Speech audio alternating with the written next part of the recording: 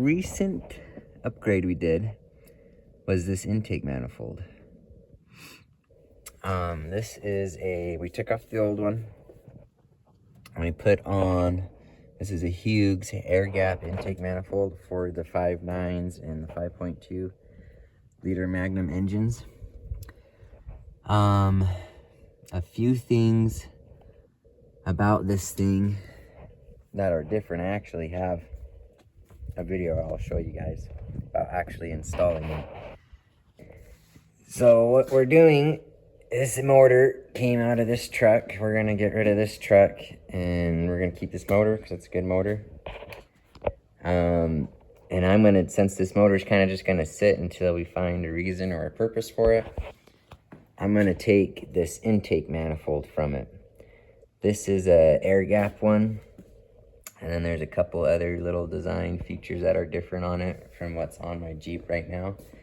And so it should hopefully give it some more power. And I've also heard people say it gives them some better gas mileage. So we'll see what it can offer our Jeep. So we'll pull it off of this motor, get it cleaned up and ready to put on my Jeep.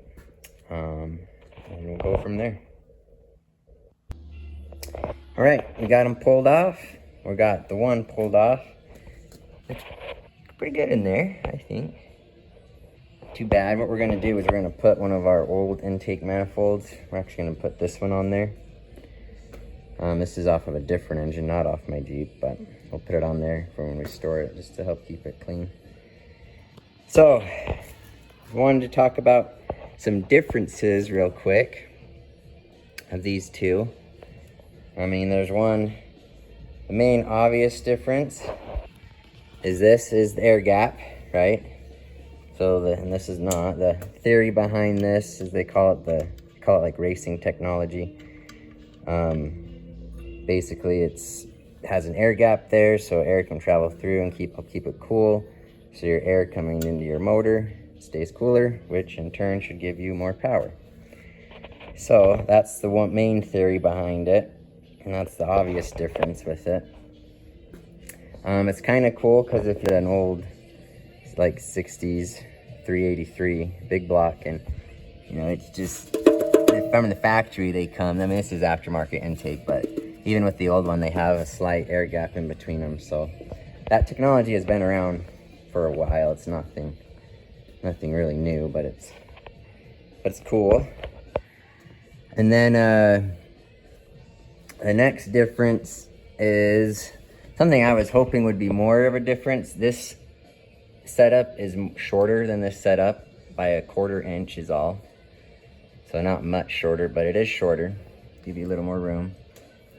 I was hoping it'd be even shorter, but it's not.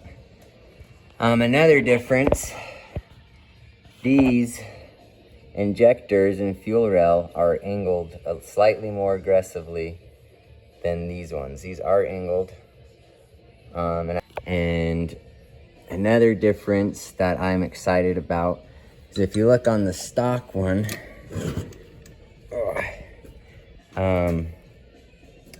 you got to have a whole nother gasket there. You see all those bolts on there? That's a pan that bolts to the intake itself, and you have a gasket in between there. And a lot of times these stock gaskets will fail, and then you start sucking in oil, because it'll fail right there. You can see that. They'll start sucking in oil, and then that's where some of your oil gets burnt and lost at. This one does not have that, which I'm excited about. It's all just solid, so you only got the two gaskets, that gasket and that gasket, and you don't have to worry about the oil. It just seals it all. Just seals it all off. It's just done. That's how it should have been. So those are some of your main differences with it. Little side note, this is where we put our air. I had to drill this hole because this air sensor,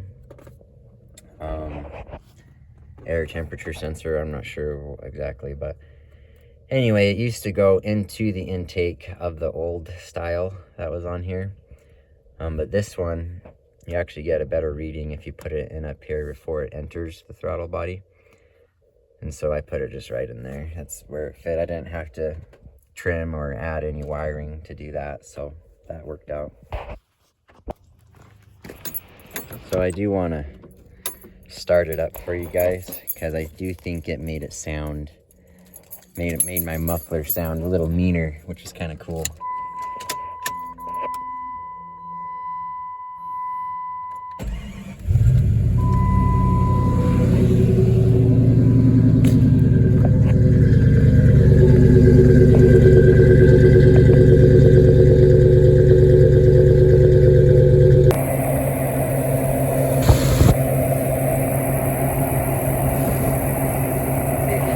Hear that.